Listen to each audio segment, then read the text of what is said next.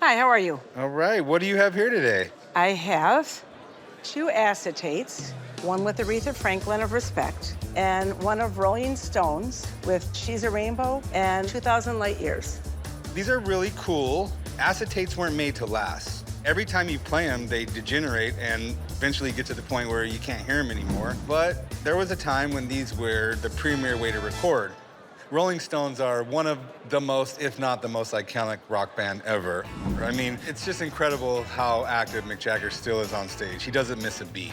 As far as, this time in their music, it was a little different, but it's still the Rolling Stones, and, everything they did was pretty much a hit. Aretha Franklin, the Queen of Soul, she won 2 Grammys with this song. She wasn't the first one to record this song, actually.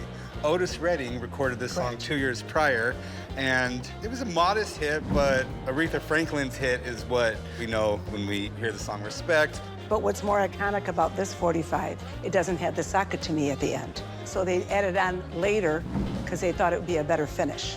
Okay, I have to admit, these are pretty cool. What are you looking to do with them? I'd like to sell them. The Aretha Franklin, I'm asking $35,000, and the Rolling Stones, I'm asking $25,000. Okay, that's a lot of money.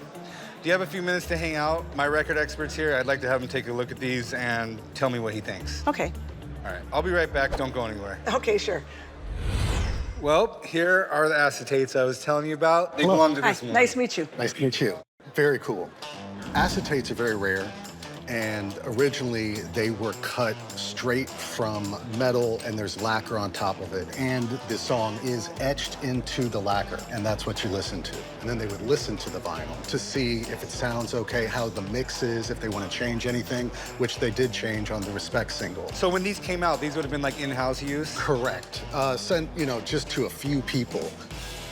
So it was probably cheaper to make a few of these than to press a bunch of records and have a mistake and then have to go back and Well, fix obviously, it. if they did the first one without the socket to me, which became a catchphrase, if you would have originally put these and put out 50,000 of them, and they're like, you know what this needs is a socket to me, and then you got to do a whole other. And this is a testament to why these are important.